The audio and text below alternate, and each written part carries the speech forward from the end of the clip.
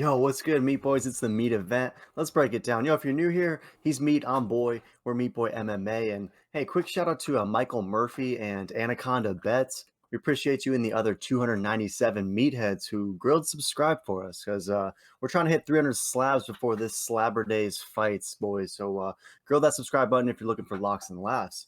Speaking of meatheads, though, They call him, the big meathead. we got Old Blocky, aka Marvin Vettori, taking on the Trailblazer, aka Big Mouth, Kevin Holland.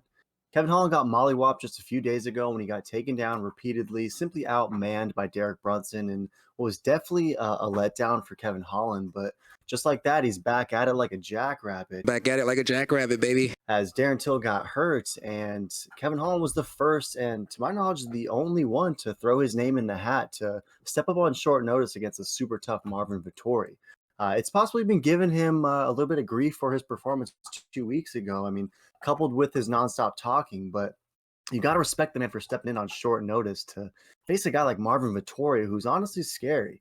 Angry Marvin has been on a straight up tear, wins over Jack the Joker, Carl Roberson, El Dirte Sanchez, and others. And his last loss was a split decision loss to the champ, Israel Adesanya. We were at that fight. It was essentially like 3 years ago, and it was a pretty close fight. So you wonder if they ever run that back, if it might even be closer a second time around. Marvin's got a truly well-rounded skill set. He can do it all. And the dude just comes in there angry, always with something to prove. Another thing I was impressed with Marvin about was he went 5 rounds on short notice in his last fight against Jack Hermanson, and he was pretty dominant in that fight, start to finish. No noticeable cardio issues at all, despite those extra 10 minutes. So the odds makers are super bullish on Blockhead in this one. Are you as well? And if so, how do you see him getting this one done over the Trailblazer, Kevin Holland?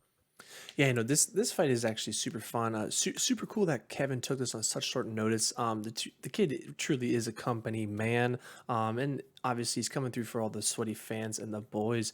But Trailblazer, even on a full training camp, I really don't think he's going to be able to beat Spaghetti Man, as Khabib would call him. But the Italian Dream is no joke, as we've seen. Definitely one of the most intense guys, definitely one of the most dangerous guys, and last loss was versus the champ, so no shame in that. I really seen this being a one-sided mauling. Wouldn't be surprised if actually Marvin gets the finish, so I kind of like Marvin gets second or third round TKO.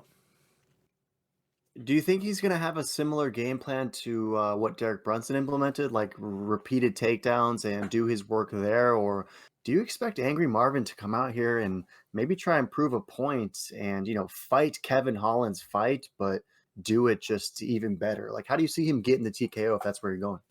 Yeah, I see it. I mean, on the feet would be very impressive. I mean, Kevin, he's definitely a sniper, and he was, definitely expressing that in the interviews this week, saying he's there to snipe and he's looking to be an active sniper with those long, lanky power arms of his. So, but I think Marvin's stand-up game is still way too good. I think it's on a whole level. I think it is that top one, top two, definitely championship worthy, but I see Marvin honestly just mauling. He's gonna go in, do some boxing, mix it up, and if he makes it easy on the ground, why wouldn't you just do that? So we already know his weakness. Brunson showed it. Marvin, I think, is a whole other level compared to Brunson. And yeah, I think Kevin is in a rough night. But hey, he's coming in. There's nothing on the line for him, so he can only gain from this because he's coming on such a short notice.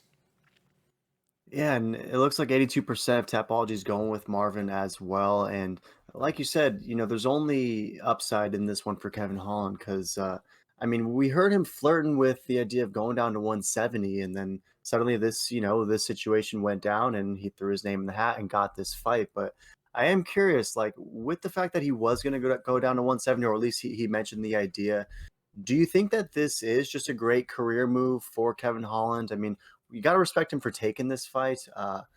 And it's kind of a fight where, I mean, 82% is going with Vettori to win. And it seems like most of the MMA community at large thinks that Vettori is going to get this done. So do you see this just as a true win-win for Kevin Holland? I mean, he's definitely earning some tough guy points for this one. And maybe he pulls off the win and, manages to insert himself back in that top 3, top 5 echelon at 185. Like, overall, is this a smart career move or a dumb career move for Holland stepping up and taking this fight? I mean, I think it's a smart move if he's trying to be household favorite like Calby Cerrone or RDA, the Okay. yes mans. Those guys they're great fighters. They beat the best, they also lose the best, but they don't say no to any fight. If he's going for that route, which it does kind of seem like, I think he's accepted that he's not that top one, top two caliber fighter.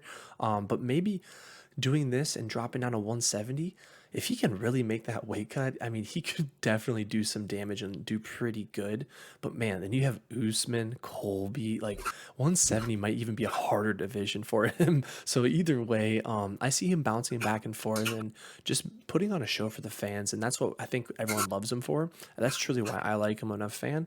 But with my gut, I gotta go with Marvin. But it would be kind of cool to see a big Trailblaze upset.